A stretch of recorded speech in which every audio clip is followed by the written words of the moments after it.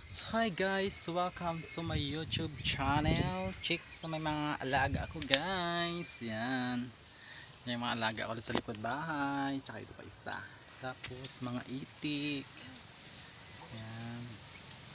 Tapos may itik ako naglilimlim guys. May itlog na yan. Tapos guys, for today's video, ibablog ko talaga sa inyo. Bumili ako ng CCO chicken na 45 days. Yan. Pero 7 pieces lang yan sila guys. Try lang natin mag-alaga. Tapos hindi ko nahaluan, dapat ihahalo ko yung ito sa tubig nila. Ito ba guys, so yan, tsaka dito dalawa kasi binili ko. Tapos nga pala guys, ito yung bahay namin ni Jowa, tapos tindahan nyo sa harap. Gumagawa ako ng nagawa dito kulungan guys. Yan, sa likod to guys, botas ng CR namin.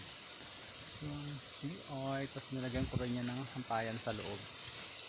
So ito lang aming gagawin ko ngayon guys, kasi bibili sana ako ng net. Napakamahal ng net, my god. Try ko na lang sa shop, mag order na lang ako mamaya. 5 meters na sa 450. Para hindi sana ako mahirapan ba guys maglagay ng maglagay ng kawayan, kasi yung layo ng kawayan dito guys sa ano pa, sa kabila pa layo. So ito guys, ihalo natin sa tubig ng CCO.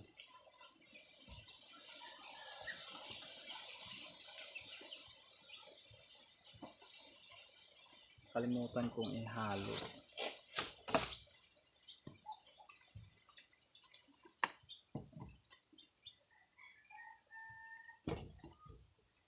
So magtatanong tayo sa mga nag-alaga ng manok kung ilang days bago pumalit.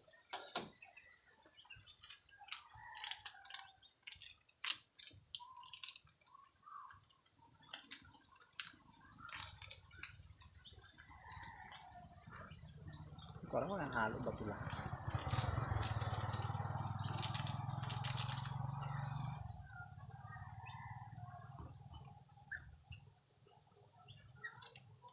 Hintiin lang natin baka ma-offer. Mamaya paano pa yung natin.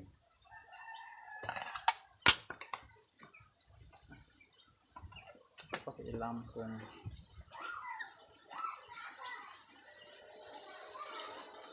gaano kadami guys.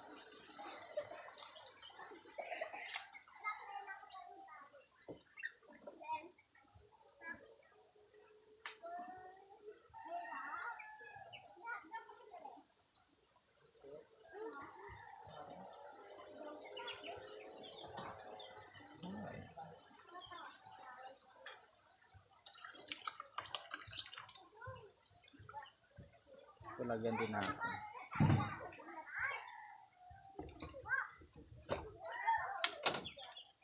First time ko mag-alaga 45 days na chicken guys. Try lang natin.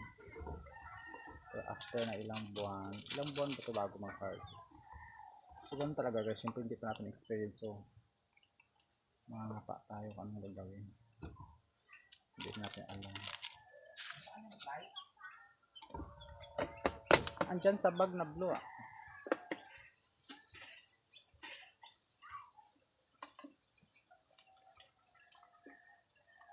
Hinaluan na rin natin.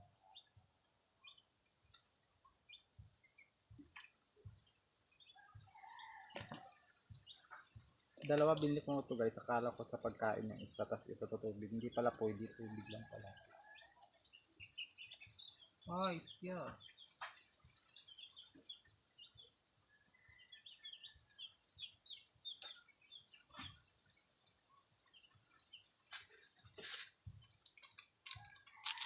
So yun guys.